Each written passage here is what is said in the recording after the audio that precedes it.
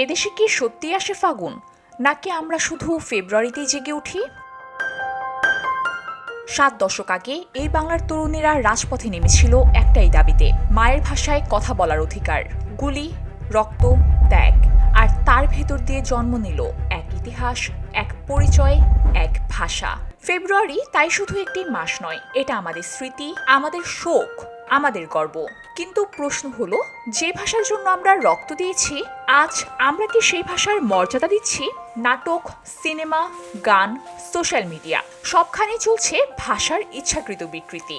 আঞ্চলিক ভাষায় কথা বলাটা দোষের কিছু নয়, কিন্তু তাকে লেখার ভাষা বানানোর নামে আমরা কি প্রমিত বাংলাকে হারিয়ে ফেলছি?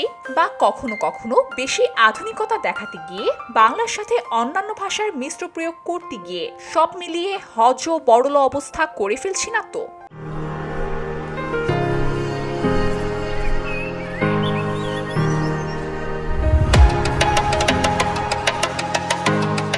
ফেব্রুয়ারির মাঝামাঝি আসে ভালোবাসা দিবস, কিন্তু ভালোবাসা কি শুধুই ফুল, চকলেট আর রোম্যান্স?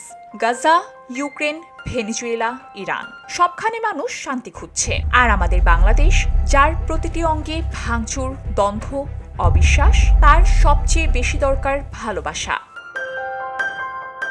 এই ফেব্রুয়ারিতেই বাংলাদেশ দাঁড়িয়ে আছে আরেকটি গুরুত্বপূর্ণ মুহূর্তে। 12ই ফেব্রুয়ারি জাতীয় সংসদ নির্বাচন। বেশ কয়েকবার এদেশের মানুষ ভোট দিতে পারেনি, ভোটের অধিকার কেড়ে নেওয়া হয়েছিল। ক্ষমতার দম্ভে অনেকেই ভেবেছিল জনগণকে বাদ দিয়ে শাসন করা যায়, কিন্তু ইতিহাস বারবার দেখিয়ে দিয়েছে জনগণই শেষ কথা বলে। তাই এই নির্বাচন শুধুমাত্র ক্ষমতা বদলের পরীক্ষা নয়, এটা গণতন্ত্রের মর্যাদা ফিরিয়ে আনার পরীক্ষা। ভাষা আমাদের পরিচয়, ভালোবাসা আমাদের মানবিকতা, আর ভোট আমাদের শক্তি। যদি আমরা ভাষাকে বিকৃত হতে দিই, ভালোবাসাকে সংকীর্ণ করি, তাহলে ফেব্রুয়ারি শুধু ক্যালেন্ডারের একটি মাস হয়ে রয়ে যাবে। যেদিন আমরা শুধু ফেব্রুয়ারিতে নয়, সারা বছরই ভাষা, ভালোবাসা আর গণতন্ত্রকে বাঁচিয়ে রাখবো, সেদিনই হয়তো সত্যিকারে ফাগুন আসবে। এদেশে আসে না ফাগুন, আসে যে ফেব্রুয়ারি।